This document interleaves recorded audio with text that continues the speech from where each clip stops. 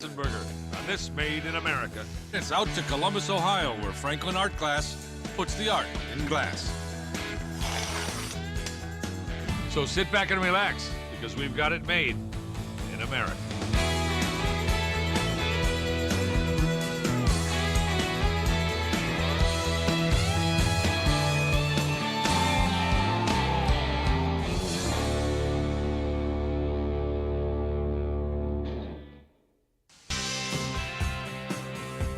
In this nation of immigrants, American cities don't get much more all-American than Columbus, Ohio. So it's no surprise that just south of downtown, a historic district called German Village is a touch of the old world in the midst of the modern one. Which, come to think of it, describes Franklin Art Glass. The state's largest working glass studio has been in German Village since it was considered the rough part of town 40 years ago. Of course, the Franklin story didn't begin then. This family-owned company was founded in 1924 by Elmore Helf, the son of a prominent stained glass artist. His son, Jim, is the company's chief executive. At that time, there was 5 studios in Columbus, Ohio. The other 4 are all gone now. They didn't make it through the Depression. My father barely made it through. Stained glass isn't exactly a necessity, so during the Depression, business was painfully slow, with the emphasis on painful. But Elmore persevered, keeping Franklin in business and helping it to flourish. After serving his country in the Army Air Corps, Jim Helf took over the company in 1945.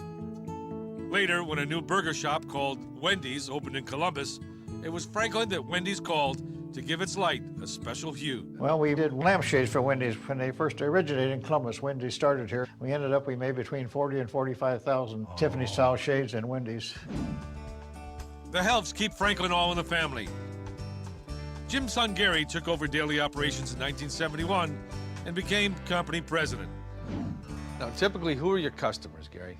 Our customer would be any homeowner who wants colored glass. It could be a church, it could be a restaurant, commercial building, anybody who wants stained glass in any form. Every Franklin window is custom made. All you need is an idea, maybe even a picture. Almost anything is possible, since they have at least 1,000 colors and textures of glass. Comes in almost any color you can think of. See, you don't, here in Ohio, you don't really worry about earthquakes, do you? No, no earthquakes. No, we don't worry about earthquakes. Franklin doesn't make the glass that goes into the windows. It's supplied by vendors like Wismach Glass, located down the road in Paden City, West Virginia. This glass-making region is a good place to start a lesson in one of man's oldest art forms. Is that a blue? Oh, yeah, it is. Look at that. All glass looks black. That's one thing that stained glass needs is light. Of course, they always say in the church, the greatest light's God's light, and that's why stained glass is in a lot of churches.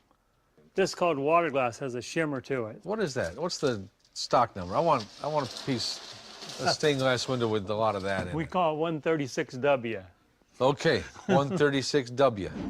When we come back to Made in America, in Franklin Art Glass, human hands accomplished what no machine could. Welcome back to Franklin Art Glass, where windows begin broken and end beautiful. The first step in making a stained glass window is to create a design. Once it's approved, it's transferred onto a page that would look at home in a coloring book. From there, the design is traced onto pattern paper by designers like Kara. Basically, you take a large piece of pattern paper the size of your drawing, and then you take carbon paper and you put it underneath the entire drawing. You have to redraw your entire design again. Can I help? Sure. This is very calming, isn't it? Yes, it is. It really is. It's almost like pottery.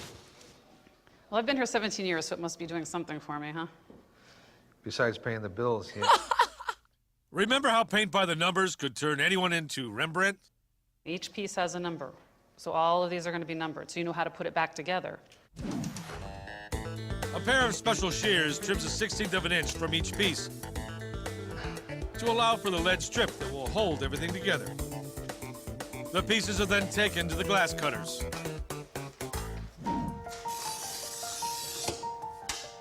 If you're used to big factories, you notice right away something missing in this one: noise. there are no big machines. It turns out that glass is cut and pieced together the old-fashioned way. In fact, really old-fashioned, centuries old. That's the trick, be able to cut them so you cut a bunch of them and the pattern and the glass are exactly just like that pattern. They all look like they're cut by a machine or they're cut by human hand. A tiny wheel in the tool scores the glass so it can be more easily broken where it's supposed to break. Ott has been doing this for 20 years. Okay, start here. Is that right? Yeah. See the noise? You have to make a noise like that. If you don't hear it, it won't break when you... Look at that. I could do this all day long. Now the pieces take shape for what's meant to be the first and forever time, when they're joined by lead. John, all the pieces are cut, and then we have our glazing drawing, our drawing that we created in the art department, and we assemble each piece by hand, following the lead lines we created in the art So department. who bends the lead? Is that you? Yeah. You're the lead bender. Yeah. Every piece then is put in there and cut by hand. He uses a special glazing knife, we call it. And it's a little trick to cut the lead because you don't want to smash it, you just want to cut it down smooth. If you press too hard, it'll smash the lead. The lead is soldered at the joints, and some further weather protection is added. There's a waterproofer going between the lead and the glass. That also sets up and gets real hard. And then if the window is real large, you can put reinforcing bars on it, or we can insulate the window, making 2 pieces of glass on both sides so the window can't go anywhere else. Like everything exposed to the elements 24/7, stained glass windows eventually begin to show their age. Restoring them to their original glory is where Bob Rowe comes in. This is reconstructive surgery, and it means literally that.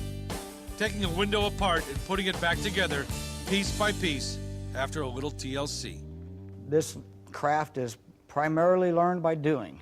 And you just, as your skills grow, you get offered different opportunities, and it's worked well for me. I love what I do.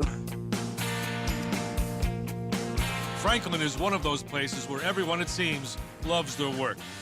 Take Mike Wapham, for example. After firing, he applies paint to the glass, then scrapes it off to create ways for light to dance through images and make them appear three-dimensional. This is art, not science. Is there any similarity there, Mike? You see any Not little much. gnomish quality? Well, maybe a little whimsical quality about it. That's the great thing about stained glass. It can be solemn or whimsical. Sometimes, both. Yeah, the 136W, I know where it is. Couldn't find it anywhere.